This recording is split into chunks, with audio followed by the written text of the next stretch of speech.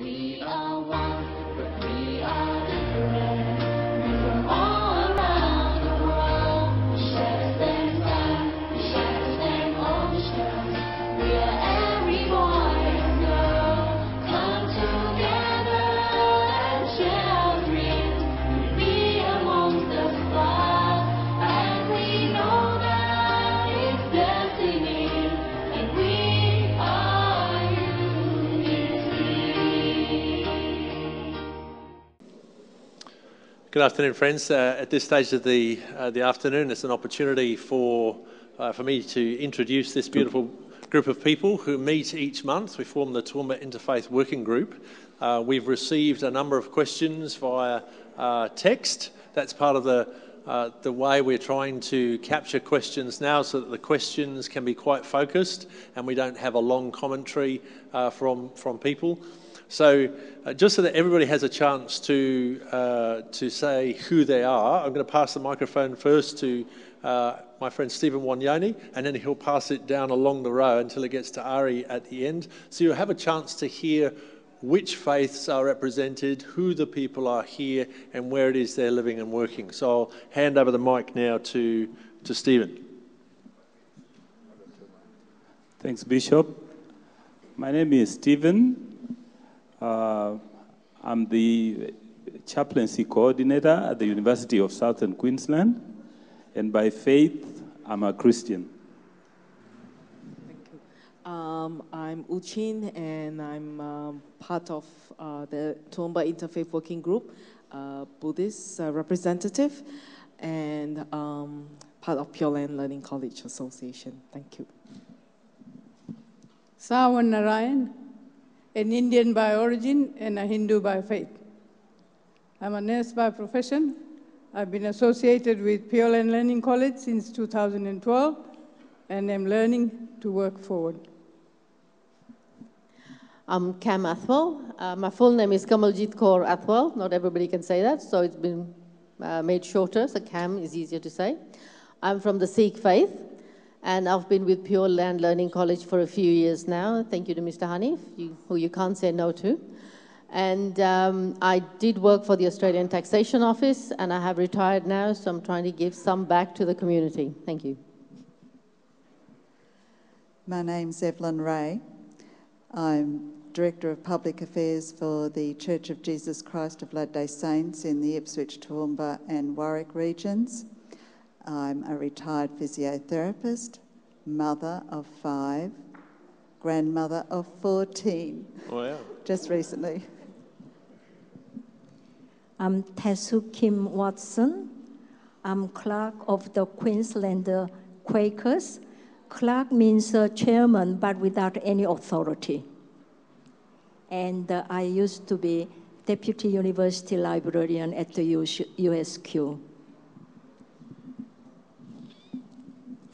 Arsalon Falorti, who loves you very much.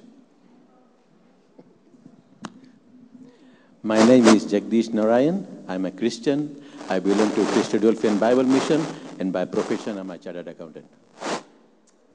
My name is Nicole. I'm from the Catholic tradition. I'm married to Brett. We have 4 children, and I'm an ecumenical pastoral carer at Toowoomba Hospital. Abdul Qadir, we can say Abdul Qadir, Imam Toowoomba Mosque, Muslim faith. My name is John Agnew. I profess to be a Christian, and I worship at the Uniting Church. Hi, I'm Ari. I've been involved in interfaith for about 14, 15 years. I was younger then. And I'm from the Jewish tradition, one of them. And I'm Richard Tewton. I'm the General Secretary of Queensland Churches Together, an ecumenical organisation here in Queensland. I'm an Anglican priest, and I have a title called Canon, which means I'm part of the cathedral in Brisbane. Thank you. What a great bunch of people. Can we please affirm them with applause? You'll see that different genders, male and female, different ages, young and not so young, and engaged in different ways. One of the ways we're trying to capture questions at this conference is for people to text through their questions, and they go to Zona and Mei Ling down there. There's still time. We've received 6 questions, and we'll see how we go in response to that. The first question actually goes to TIWG member Cam. It's great. We share a name. Cam Athwell, what are the 5 articles of Sikh faith, and what is the most challenging one of these for the Sikh community to keep in Australia? Okay. Thank you, Cam. That's my twin brother, by the way. It's a great thing. As I said, I am from the Sikh faith, and not many people are aware of the Sikh faith in Australia. It's just over the last few years that we've had more Sikhs coming to Australia that they're finding out who the Sikhs are. The Sikhs, we have a ceremony that's called Amrit Sanchar, which is when someone takes the holy water, if you want to call it that. Sometimes people call it baptism. I don't think it's quite a baptism as such, but you're actually initiated into the faith when you go through the Amrit Sanchar. Now, somebody who's had the Amrit is called an Amritari. An Amritari is supposed to have 5 articles of faith on them, as well as certain prayers that they have to do every day, and their behavior in the general community as well. It's got to be up to the standard for you to take Amrit for a start. But Cam's asked me more about the 5 articles of faith, so I'll talk about the 5 articles of faith. They are referred to as the Panch Kakar. And because each article starts with a K, they're referred to as the 5 Ks of the Sikh faith. Now, the first one is Kes. Kes is hair, uncut hair. Now, you'll notice Sikh men have long beards, and ladies have long hair. Some of them hide them in a turban like I do. But we don't cut our hair. And the reason for that is we accept what's God given us and made us the way He has made us. So we don't want to change His creation. So we keep everything as it is, as He's made us. Hair is also associated with spirituality. And if we go back and look at many religious people or spiritual people in our own communities back many hundred years, people never used to cut their hair. So we don't cut our hair because it also has the spiritual significance. Now, to have hair, we're also supposed to keep it very clean. So the second K is a small comb, a wooden comb, called a kanga. And we keep that in our hair. Now, our hair is knotted up into a bun at the top of the head, and we tuck the comb underneath the hair. Now, the comb is there to keep the hair clean, but also our minds and our thoughts clean. So that's what that sort of represents. The next one is Kara. And you've probably seen many Sikhs wear a steel or an iron band. I don't call it a bracelet anymore because of legal issues, because if you go to school and you're wearing a Kara, the schools will argue with you that you're wearing jewelry. Am I breathing into it? Yeah. So if the schools...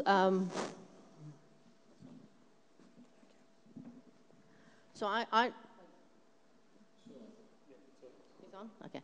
So I refer to it as a steel or an iron band, because if I call it a bracelet, then you get into the technicalities of wearing jewelry to school. So that is one of the issues that the Sikhs have when they have their children going to school. And what the kara represents, it's round. That there's no beginning or end to God. God's always there. He was there in the past. He's here now. He'll be here in the future when we are all gone. And it's also, like some people will refer to it as a handcuff to God, because you're attached to God all the time through the kara. And the other thing is that it stops you from doing wrong, and it's worn on your dominant wrist. So if I'm going to do something wrong, the kara is going to remind me that you shouldn't be doing that. So again, it's sort of checking your mind to see are you doing the right thing. The fourth one is undergarments, and they're called kashara. The kashara is like shorts, but with a drawstring. Now, if we go back to situations of war, whether it's going back in history or current war, what happens when there's war? There's looting, there's raping. Guru Gobind Singh Ji, who gave us these 5 articles of faith, is our 10th Guru. He said that my Sikhs will not rape. They will look out for the oppressed. So the drawstrings that we wear, the undergarments, are there, one, for respect for other people. Secondly, also as a commitment to your partner. So that's the kashara. The 5th one is a kirpan, which is a small sword-like, a small sword, I suppose we could call it that. It's made up of 2 symbols, kirpa and an. Kirpa is respect. I think I've got that wrong. But kirpa and an, respect and dignity. That's what that represents. And it's a constant reminder, again, it's an article of faith that reminds us that we are to look out for the oppressed. So we can't stand back when there's injustice happening. And Guru Gobind Singh Ji gave us these 5 articles of faith so that a Sikh would be seen in a million. So when you're out there and you see someone wearing a turban, you know that person is a Sikh. And that you can turn to a Sikh for help. So if you're in a situation of oppression or you're having hardship at home, you haven't got a job, you want to feed your children, you should be able to go to a Sikh and say, look, I need that help. So those are the 5 articles of faith. And really run through those articles of faith. I don't call them symbols. They're not symbols. They're actual articles that we have on ourselves at all times. We can't be parted from these articles. We have them on us 24/7. I can go into details about each one because people will ask me about the underwear. How do you do that? But I won't go into that one just yet. The one that's very challenging, or 2 of them that are very challenging to the Sikh community is the kirpan and the kada, which is the bracelet or the band, as I refer to. When our children are playing sports, especially in Australia, the Australians don't have the full understanding of a Sikh. They'll say, you can't wear that because it's jewelry. And we'll give them solutions like I can wear a sweatband over it, or I can have a material that I can wrap around it, because I know what their concerns are and I'm understanding. They're afraid that if they're running and another child's finger gets caught in the kara, you know, he could break his finger. We understand that. So we're giving a solution that we can, you know, wear a sweatband. Oh no, sorry. The rules say you can't wear jewelry.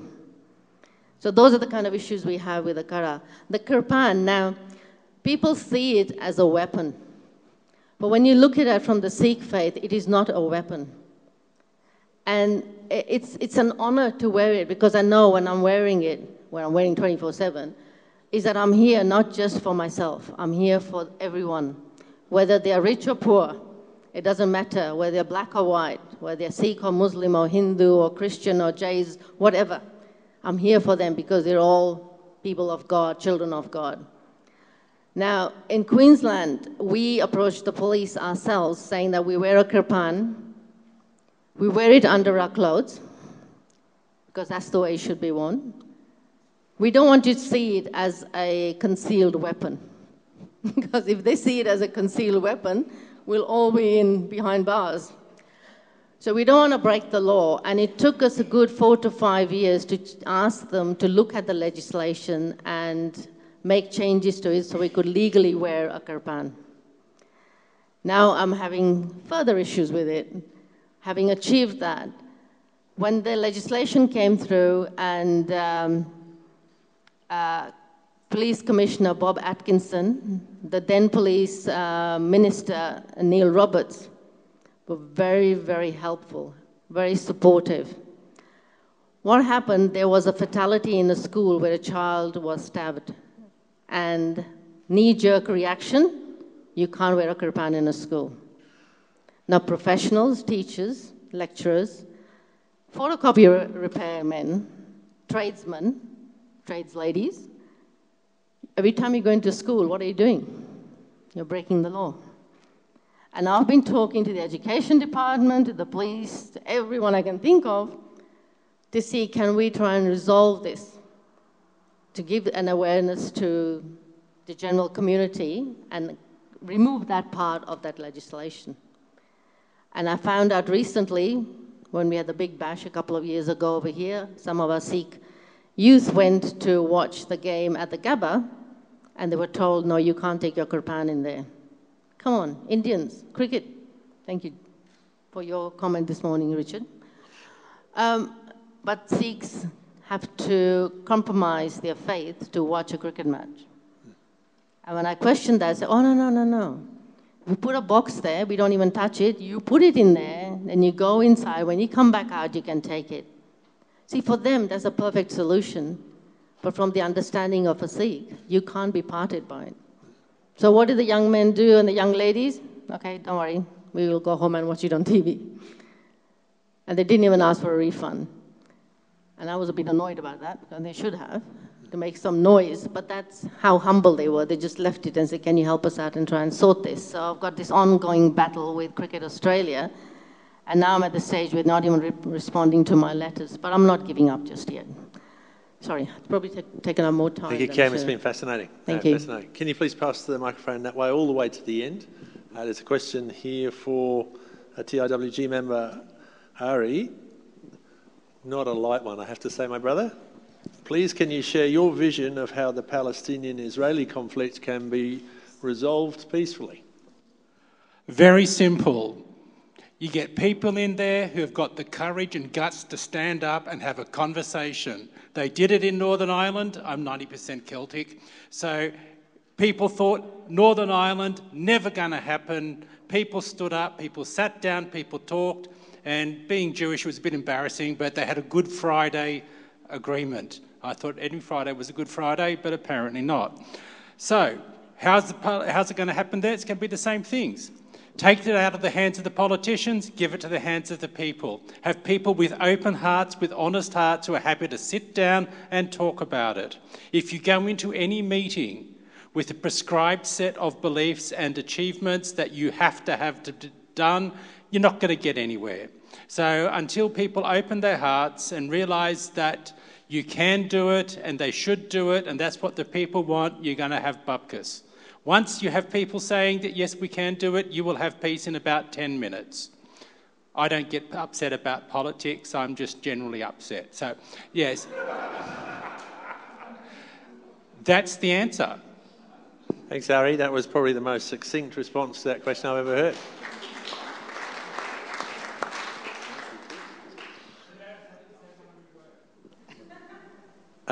Next question actually goes to Taisu Kim Watson.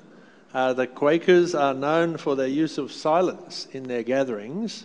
Can you explain why you do this and if there are any problems? We call ourselves Friends, the religious society of Friends, Quakers, arose out of the traditional Christian churches in 1650 in England. We rejected, or Quakers rejected, structural church hierarchies and the concept of consecrated ground and fixed forms of service. Quaker meetings consist of an hour of silence where we listen to that of God within us. Worshipping is our response to an awareness of God. We can worship alone, but when we join with others in expectant waiting, we may discover a deeper sense of God's presence.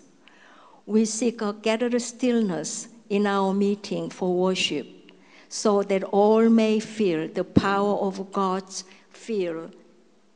of love, drawing us together and leading us.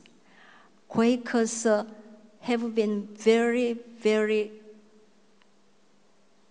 how can I say, unconditional about violence. And in 1660, we utterly deny all outward wars and the strife and the fightings with the outward weapons for any end or under any pretense whatsoever. And this is our testimony to the whole world. It's unconditional, and we don't compromise, We don't negotiate. And that testimony was sent to the King Charles II.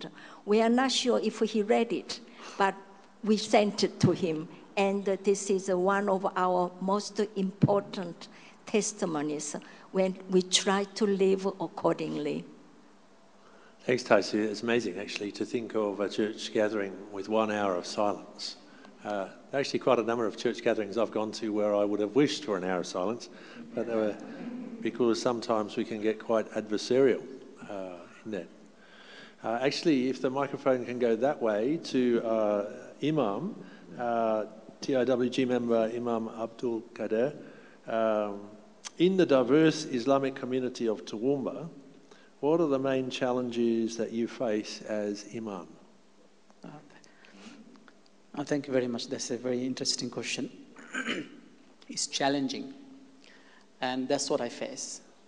Challenge. People come from every corner of the world with a particular narrow understanding of Islam. And being paid by the community. So the community actually pay me money. So everyone wants his version of understanding to be implemented through my tongue. And I says, no. You can't impose me. You can't dictate me. So my freedom of thought is the most challenging when I work as Imam. Does that make sense? That's it. Thank you. That's very succinct. There's a lot in that. Tough. Actually, next question is for Sawan. Sawan, in the Hindu faith, how open are men to the leadership of women? Well, if you talk about faith or religion, it is a different story from what we actually do. Faith accepts women at the highest regard. You all women sitting here will know that you are all goddess. Every quality a goddess has, a woman has. And it is the woman who runs the house. And men do know that. Men are God's gift to women. This is very traditional Hindu. So, if you accept those two statements, you will be forever loving and respecting each other. And you will, if you question the other, you are questioning God. Do you agree? Yeah. So, we have the power in our hands. We are all, if I showed you the picture of Durga or Lakshmi. Lakshmi is goddess who looks after our economic well-being. We all have it. We control the economics in the house. Husband works, gives us the money, we control the house. Anyway, long and short of it is that religion does not. Faith allows us equality. We do not have to fight for it. It's there. We just have to practice it. At no point should women put their head down and start crying and say, I didn't get my way. If we didn't, then we didn't, some way we missed, jumped the gun. Do you understand that? See, they all agree. Sure. Did you get it? Yeah, thank you. Thank you. So, thank you. The challenge for all of us men is to go now to the women in our lives and say, you are a goddess. Just imagine the look on my wife's face when I get back this evening and say, you are a goddess. She will look at me and say, what have you done wrong? We actually had a wonderful Palestinian priest come and stay with us for a week, and he would always call my daughters little princess. And after he left, my daughters would say, Dad, why don't you call us little princess? It's amazing how you get different insights into different things. Next question goes to John Agnew. So it goes along the way that way. John is from the Uniting Church.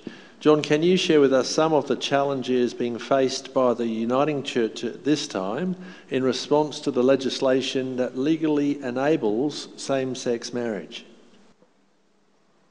Thank you, Cameron.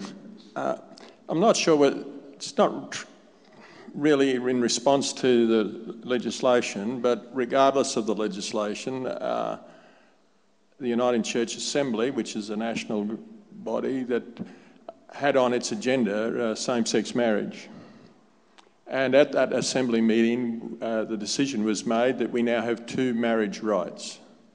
We have a marriage right for a man and a woman, or a male and a female, sorry, to be married, and we also have a marriage right for two people of the same gender to be married. And so that has, in the Uniting Church, we have the Synod, but that's state-based, but National Assembly. And people who go to Assembly go there not representing anybody, but we go there to discern God's will. And I'm not going to say that the national vote had nothing to do with that discernment. I'm not sure. That's for other people to say. But certainly that's... So as they don't represent people back home, as that decision has come back to the grassroots, that has caused some consternation. Congregations have left and will leave the Uniting Church, and individuals have resigned, and some are looking at ways forward. So how many resign, I'm not real sure at this point in time, but there will be more, depending on where we go from here, I suppose, and discussions that's happening. But I would like to say, though, as well, since that decision was made, the friendship that I've received from the Toowoomba Interfaith Working Group hasn't changed. Yeah. Thanks, John. I think it's fantastic to hear how the Uniting Church is working that. I think it's a challenge for all faith communities throughout Australia. So the Uniting Church are not alone, but I think you're probably ahead in the public discussion around that and in the decision-making around that. So thank you for your response in that way. Friends, I'll just check in with Zaina and Mei-Ling. Any other questions received? A question was received earlier in one of the panel discussions where each of the panel members were able to respond to questions except for Imam Anyatullah Zara. The question that came to him, we were out of time. And so to honour the sort of the process of being able to respond to questions that have been received, I just pray for patience from my Interfaith Working Group colleagues. Imam, can I invite you to just come forward? And Richard, can I ask you to just give the microphone to Imam here? The question was... Thank you very much. The question is something light, easy to respond to. Is from your experience, what are the signs of hope globally that you see in terms of the reconciliation and cooperation between Sunni and Shia communities? I'd love to have a dialogue actually, but anyway, we'll just leave it with Imam Anyatullah at the moment, just to respond to that. Thank you, Cameron, for the question. That is actually a very good question. First and foremost, the Islamic teachings in general, when we look at it, the differences, I would say, the very fundamentals, you cannot find any difference. Just the way about the very, very minor issues or minor perspective, there would be differences. For example, the common ground is in terms of believing in one God, Allah, that is the same. No difference between different school of thought from the Islamic perspective. In terms of the book that they are all practicing and they respect and then abide by is the Quran, is the same. We don't have second version of the Quran. There is only one version. Everyone is practicing it. And the third one is the Prophet. So these are the very main, important, basic, fundamental, common grounds. So when it comes to differences, I would say those differences after the Prophet's demise, who would be the leader, that is an issue which is not an issue in terms of actually to lead to conflict. But the solution for this is as the majority or almost all of the scholars from both school of thought, from the Shia and Sunni, they are saying the common ground and commonality is 90% plus. And then the rest, when we have a dialogue, that could be resolved and wouldn't be any issue. So personally myself, I can say I'm from both backgrounds. But practicing and finally, actually, I came up to this conclusion to practice, from my perspective, Shia, or when we say Shia, so we are following the family of Prophet Muhammad, who has been introduced as Ahl al-Bayt. So he says, these are the followers, these are the guides and the shining lights for anyone who wants to grasp to the rope of their guidance, they will be guided. And then, of course, we have respect and special respect actually for the entire companions of the Prophet, and that is the minor difference. So it would be resolved by communication, and that is the answer. Thank you.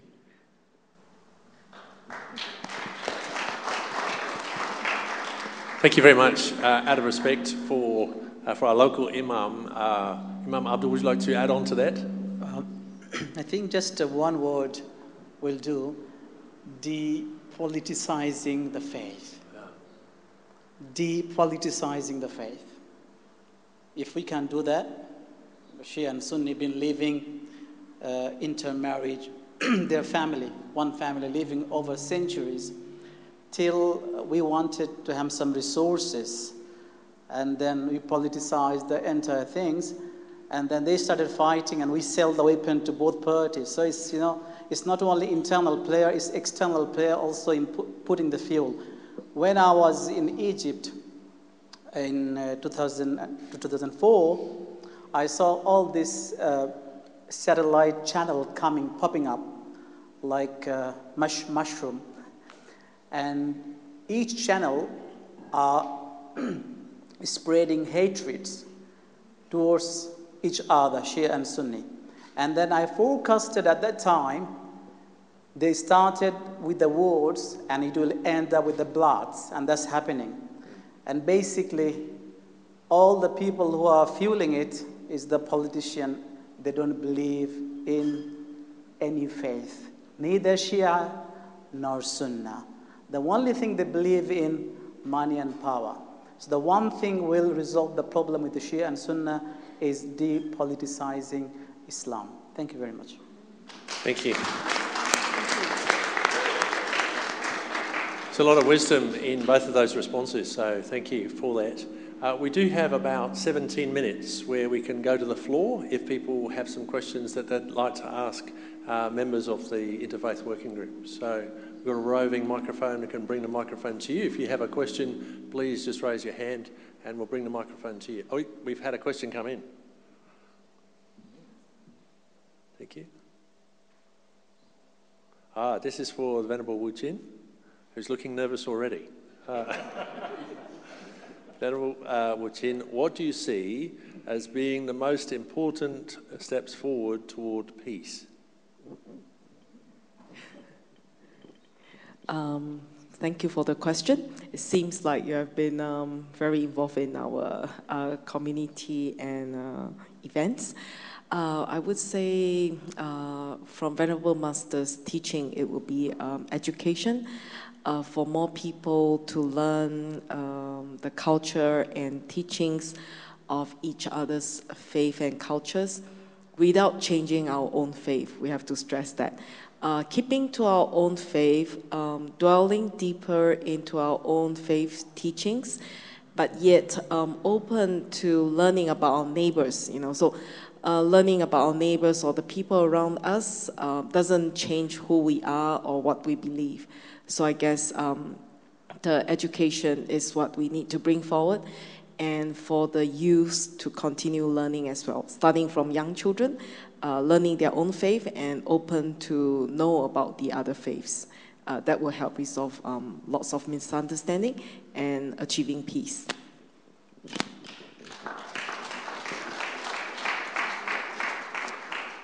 Any questions? 2 more questions. This is exciting. I feel like I'm just winning the lottery here. Okay, so 1 question, and maybe we'll pass it to people who've not yet had a chance to speak. So, Stephen, if I can pass the microphone to you, what are some challenges that you have faced as a member of the Toowoomba Interfaith Working Group? Well, the one thing I know is that each one of us comes from a certain faith persuasion, and no one subscribes to any faith unless you believe for some reason it is better than the others. If you didn't come in from that point of view, then you are not faithful to your particular religion. So all of us come in knowing that to some degree, my faith will serve my purpose much better than the other faiths. So the challenge, I would say, is that the common perception of people about working in an interfaith situation is that you dissolve all your beliefs and let us come and form this homogeneous, all-accepting and all-suiting kind of religion where everybody's idea is, and that is really not interfaith. It is not really multi-faith. That is kind of like making one faith. So the challenge for me has been somebody meeting you and thinking, oh, now you have left your faith. You have joined up, this new religion that has come up. And I think a lot of these members also go through the same thing. And what we insist to people is, it is faiths coming in with the understanding that you will practice your own faith as authentically as possible, but knowing that every other person has the right to exist under God, and we respect each one, each faith.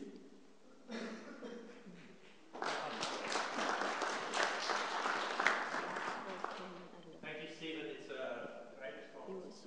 Evelyn, you have an opportunity to respond.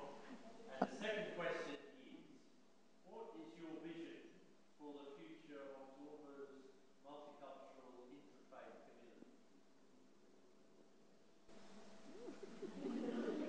I would have been happy with the last question. That's a hard question. It's a really good question, whoever asked it. Evelyn, can I encourage you to share with everyone gathered your idea of projects? Just to be. Can I? Yes, yeah, Nicole. Okay? Nicole and I had a conversation about this time last year, and my vision would be that we could all work together to help those in need. There's many needy, particularly with the refugee situation. And as a group, I know we're all trying very hard to educate ourselves as to the needs of others. And I think that as a Toowoomba Interfaith group, we will continue to do that. And we're trying to do that very well, particularly educating ourselves as to others' beliefs. And that's the biggest thing that I have come to terms with since I've been part of the group, that we all have light and truth and knowledge, and that we're able to share that. And if we were able to let our own communities know, and our own faith communities I'm talking about, because we might sit here as interfaith people wanting to improve things, but unless we can bring our congregations along with us with the same ideals, well then it's difficult to make a change within the community. So my challenges, my visions for the future would be to be able to educate our own communities about other faiths. And I love being part of this group because my visions have been so much widened, my ideas and love for them all has just grown immensely. Sorry, I'll try. But also to be able to start to do things together. Learning about each other's one thing, but doing things together, I think, is important for those that are in need. And then that way we're helping other people, and those that are in need will then be helped, will feel part of the community, and when they're settled, they'll want to be part of it and they'll want to help others in the same way. Thanks, Evelyn. From thinking I don't know what to say, you did really well. I think you did really well. Can you please pass the microphone now to Dr. Ursula? No, it's okay. I'm going to use this one here. So, Dr. Ursula, there's a question, and I know this has come from my good friend Peter, who has come from the very troubled context of South Sudan. So I think his question speaks out of that lived reality and experience. For the sake of peace and harmony, what kind of doctrine would really promote peace, social justice and harmony in our world? Thank you. When young people get married, when we do finish the ceremony, I tell them, both of you wait here. In life, there are disputes. God has created two things, the stone and cotton wool. When you see your husband comes in and he's like stone, angry and disappointed, don't confront him. Be cotton wool. He hits you, you just absorb the pressure. And nothing happens, nothing breaks, and he will come down and things will be good. Next time when he is good, bright and white cotton wool, you be the stone and you hit him. This means human beings are human beings, all creation of a great creator. We should learn and we should know we are not the center of the circle. We should compromise. We should love each other. We should give in. And that is what Sufism teaches us. Just be a humble person. And then there will be no fight. When there is no fight, you don't spend your money for ammunition. You buy good things.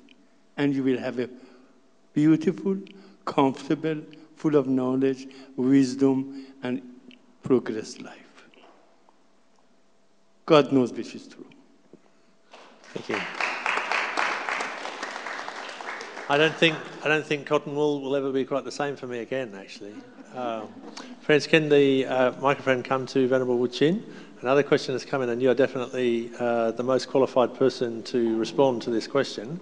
The question is, can you please, this is not in the question, I would ask succinctly, outline the principal differences between the different types of Buddhism, between the North and the South, and is one more philosophical than the other? Talking about the different types of Buddhism, the North and the South. Yeah.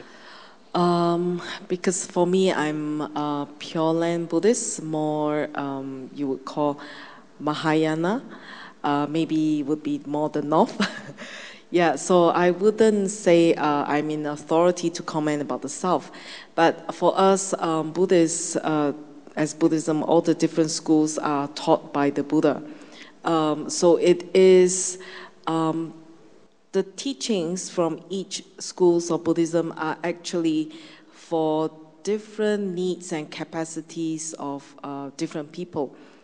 During the Buddha's time, we were told there were 84,000 methods of teachings. So because everyone is different, Buddha recognized that. So the Lord Buddha actually taught the different methods, and later on it got, separated or called different types of schools, but they are all, we recognize them as all the teachings of the Buddha. So it's just the different techniques of practicing, but they are all to help us. The goal of it, or the objective, is to gain a pure mind and to reach the inner peace, to attain our true Buddha nature or true nature. Yeah. So as long as the teachings are in line with that, reaching that wisdom and compassion that's within us, then we are on the right path. Thank you. Thank you. Any questions? I think the questions have been really well received. In this, either people handing in written questions or texting them. There's a discipline that goes with that. But there's a discipline. Thank you very much. And there's a different, sense to how we've run before, where somebody might get a microphone and get a bit carried away, and not give people. Wow. This is a great question. Zina, did you write this question? Because they're all about young people. We do have time for two more responses, and I think the two who have not yet responded are Nicole and Jag. So we're giving everybody a chance to respond. Nicole, your question is this. As the mother of daughters, I think you'll get this. Do you think schools should focus more on educating young people of other religions, and how could this happen? Thank you for the question. Do I think schools need to focus on teaching children from other religions? Focus more on educating young people of other religions. Yes. Okay. So I am a mother of 4 children, and I would be encouraging, further education and focus. I think that's the question, is, should there be a focus on religion? And I suppose this school here, St Ursula's College, actually, is one of the many schools where the study of religion as a subject is promoted and encouraged. And I'd like to think that all our schools have that, opportunity for young people to study religion. We actually, in our meeting this week, talked about our 360s scriptures being accessible to students who are studying that subject. So my children have had the option of study of religions or religion and ethics, and I think it's valuable in terms of their values and their understanding and knowledge and experience of other religions. And I think when we have young people who have the opportunity to travel and to be in relationship with one another, for them to be able to focus on other people's religions and their commitment that they make, I think that it would be valuable. I cannot see any reason why it shouldn't be a focus for young people to attend schools and have the opportunity to not only really study other religions, but to somehow experience it. And I know kids go to school and they love trying out new foods that they've never tried before, and I think young people, the value they have in being open to new experiences is valuable. I'd like you to be aware that as a young woman, I actually was awarded a scholarship in the Catholic Church to actually study. There was a scholarship for young women, young Catholic women, Interfaith Fellowship. For 2 years, I actually had the opportunity to go to mosques, to synagogues, to Sikh temples, and to seek relationships, which was really valuable. So I think my response is, let's certainly encourage our young people to have the focus in school communities to learn and understand more about religions. Thanks, Nicole. Very good response. And Jag, the final question for this afternoon. What is a notion or a belief that you have found helpful and in common with another religion? Or with your own belief? It's a very hard question. See, I'm a Christian and start again. I'm born Hindu and my wife is Hindu. She's sitting there. The goddess? She's my goddess. And she's a Hindu, I'm a Christian. And when our marriage was a fixed marriage, so she did not know that I'm a Christian, but I knew she was a Hindu. And my idea in my mind was that when she'll join me, she'll become a Christian. But it didn't come that way. But as I believe in my Bible, that people have a free will. And God has given a free will. So I must not interfere if God has given us a free will, I must not interfere if anybody's free will. Everybody's got a free will and they should all exercise their free will. But there's something also called sharing and love. Sawan and I have got a bond, a love in between us. That religion, we have been married for 38 years, and I don't think we had even 8 seconds of dispute or argument of religion in my house. When I said to Sawan, I got a church function, and they need some food, they need this, they need fundraising. Sawan said, yes, what can I do? And we join our hands, we do it. We do it together, we do it in love. And when she says, I have to go and do this preaching, I said, where? She said, oh, we have to go to Brisbane. I said, when? She said, Sunday. Oh, Sunday is my church day. I have to give sermon. She said, how about after your sermon? I said, okay, pack the car. After sermon, we'll go. So this is how we respect each other's religion. And this is and when I came to TIWG, when I joined Hanif, Brother Hanif, when he came to my house and talked about this, I got really pumped up. But as brother question was, that there was a challenge? Yes. I had a big challenge from my church because my church is very conservative. They don't believe in mixing with other religion. And I was one man out, and I was also a preacher there, and all my congregation were suspicious. They became suspicious of what Jag is doing.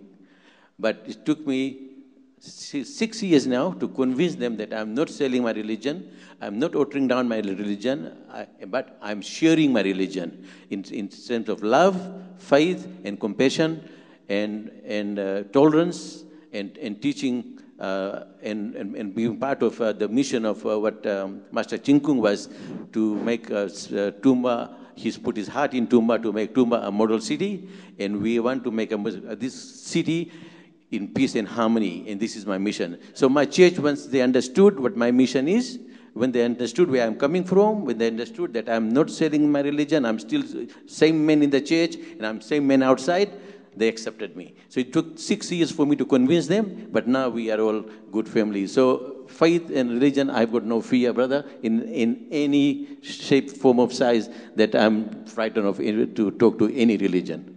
Thank you, Jag. Can we please affirm the Toowoomba Interfaith Working Group?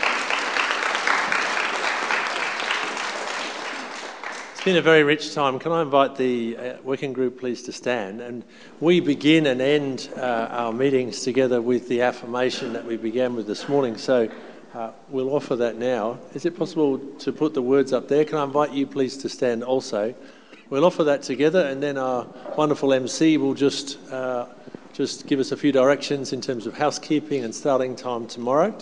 I think the words are coming right there. So let's take a few breaths. Thankful for the conversations that we've had, the new insights that we take away with us.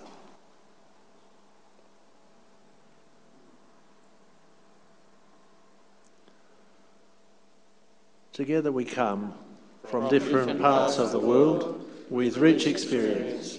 In our uniqueness, from many faiths, we are diverse and yet we stand united. Our purpose is collective, our goals are common, our intention is harmony, and for this we give thanks. Together we pray for the well-being of creation, for greater unity between people, for guidance and blessing, and that goodness and peace may come.